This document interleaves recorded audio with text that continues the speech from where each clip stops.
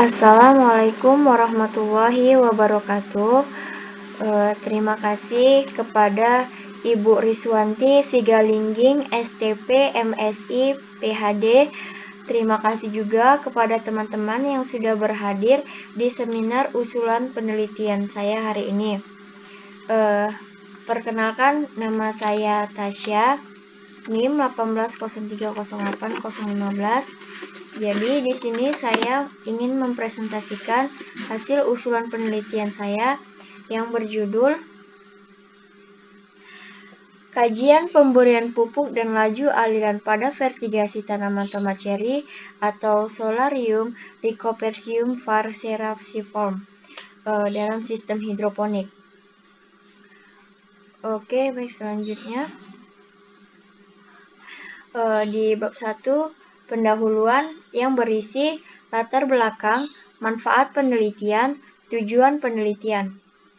Adapun latar belakang dari judul saya ini adalah tanaman tomat cherry atau Solarium Lycopodium var.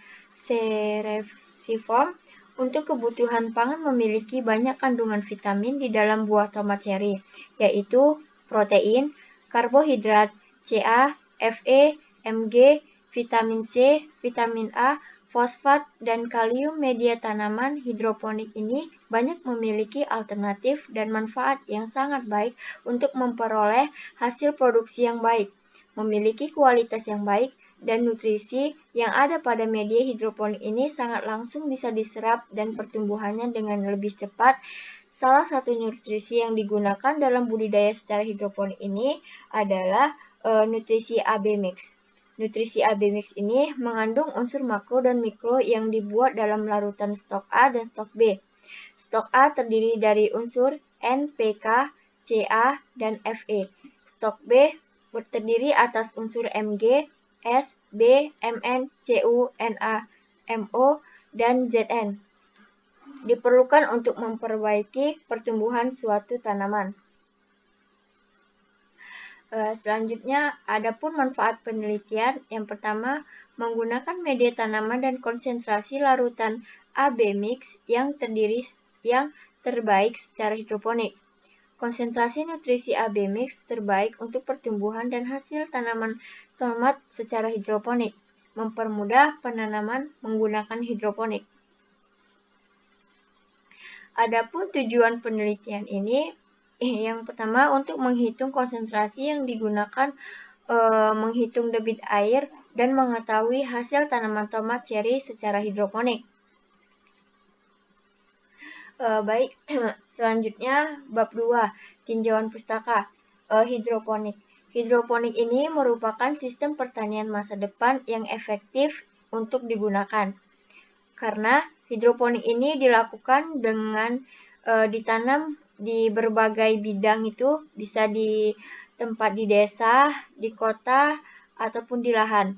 Hidroponik ini dapat diusahakan sepanjang tahun tanpa mengenal kondisi musim. Harga jualnya pun tidak terlalu jatuh. Pembelian tanaman hidroponik ini lebih mudah karena tempat budidaya relatif bersih, media tanamannya steril, penyakit relatif kecil, tanamannya lebih sehat, lebih vigor, dan produktif lebih tinggi. Selanjutnya, teknologi vertigasi. Vertigasi merupakan singkatan dari fertilizer atau pemupukan dan irigasi atau pengairan. Jadi, vertigasi ini pemupukan, pemberian bahan yang dimaksud untuk menambahkan hara yang dibutuhkan pada tanaman.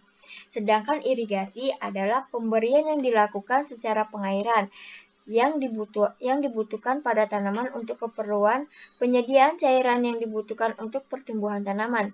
Jadi, vertigasi merupakan suatu sistem pemupukan dan pengairan yang diberikan secara bersama.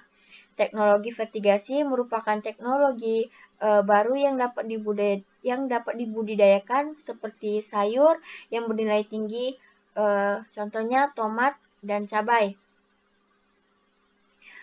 Adapun kebutuhan air dan nutrisi. dalam sebuah saluran irigasi. Untuk mengetahui debit aliran dalam sebuah saluran irigasi sangatlah penting. Saluran ini bertujuan untuk dapat debit air mengontrol laju penggunaan air sesuai dengan kebutuhan lahan, dengan mengetahui besarnya laju aliran per satuan waktu atau debit. Diharapkan dapat mengontrol debit aliran sungai sesuai dengan yang dibutuhkan. Oleh karena itu, perlunya pengukuran debit aliran pada sebuah saluran irigasi adalah suatu kepentingan dalam sebuah manajemen irigasi. Selanjutnya, di bab 3 ada metode penelitian, waktu dan tempat, alat dan bahan. Waktu dan tempat.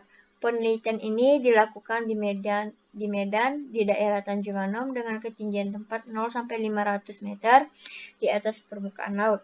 Analisis pengujian sampai memberi pupuk dan laju aliran dilakukan di Laboratorium Riset dan Teknologi Fakultas Pertanian Universitas Sumatera Utara. Alat dan bahan.